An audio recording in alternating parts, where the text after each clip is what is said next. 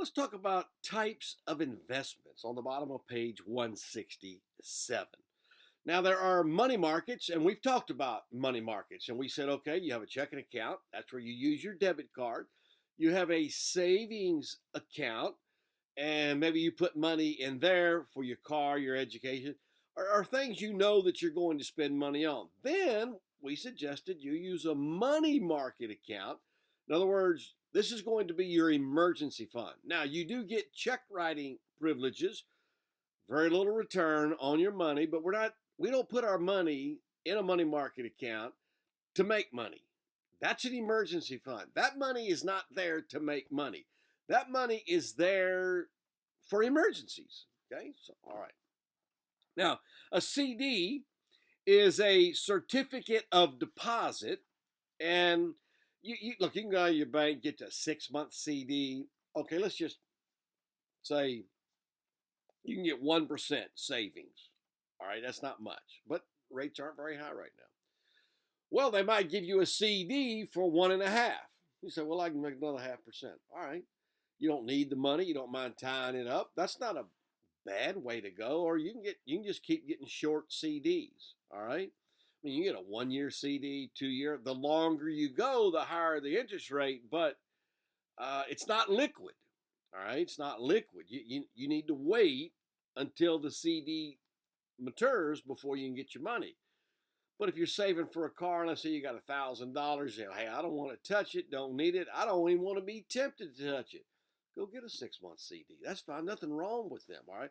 But you're not going to get a very good rate of return. But in a savings account, you're not making money anyway, all right? So if you're saving up short term, you're not going to make a lot on when it comes to interest, all right? No, nobody out there is paying 8, 9, 10%, all right? So you have to go with that, all right? Of course, the money market account is a low risk bank savings account, and we've talked about that with check writing privileges. Okay? Well, and as we said on page 168, the money market account is great for your emergency fund because it's liquid. You can write a check and boom, you can have the money right away. It's there. Okay? Once again, low risk, therefore low return. It's just sitting in the bank and it's low risk, your money's safe, and all that. All right, now we get into the stocks. And look, everybody's wired differently. And I will tell you that over the last 20 years, it's got a lot different when it comes to buying and selling stocks. Now, you can get you a free brokerage account. You can buy and sell stock, and you can do that. And you can do it just for fun, just to experiment. All right.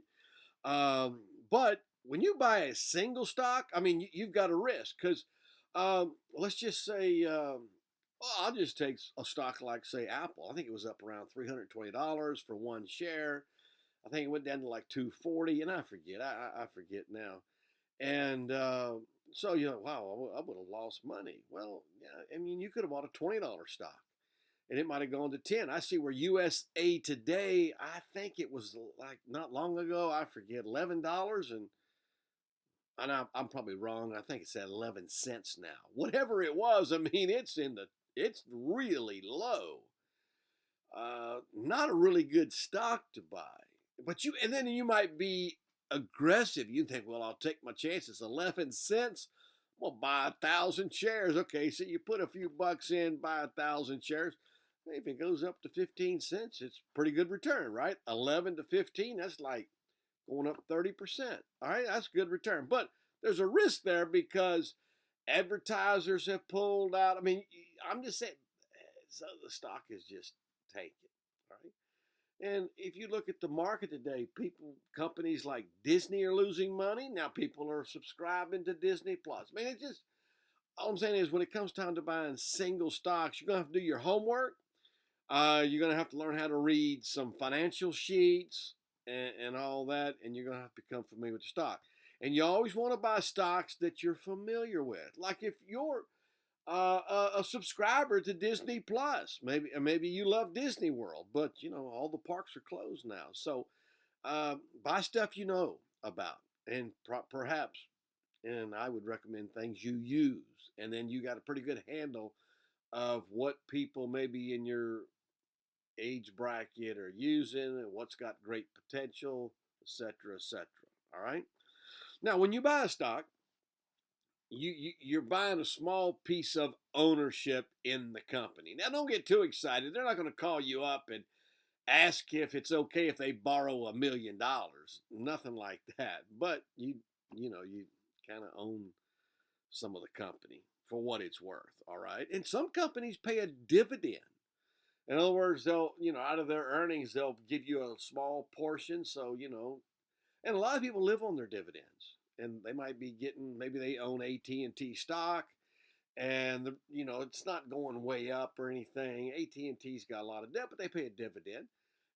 But even now in this day and time, some companies have cut back on their dividends. So, but dividends are a good thing to look at if you're buying a stock, because you might be making $50 a quarter on one stock and $100 on another, and you could be bringing in $400 or $500 a quarter or more on dividends. So that's not a bad deal. All right. So once again, and that just depends on how many shares you have and the dividend rate.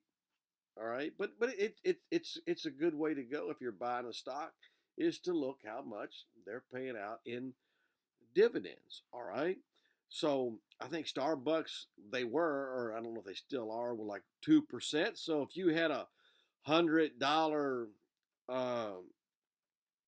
in $100, and then they want to pay out $2 a share in dividends, all right, $2 a share.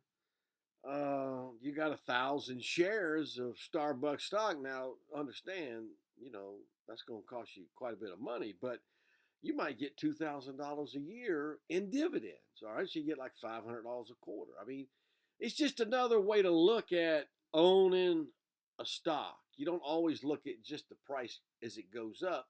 Sometimes you're attracted to a stock because it also pays a dividend. Now, you're probably not that interested in it right now because you'd want to have quite a few shares. All right, but it's something to think about down the road. Now, your return comes as the company increases in value. Um, so, Apple's become a very valuable stock. I mean, at one time, Apple sold $5, $10, and now it's up a couple hundred. So, why? Because the company's gone up in value. All right. Amazon used to be real cheap. Now it's up, I don't know, like $2,000 a share.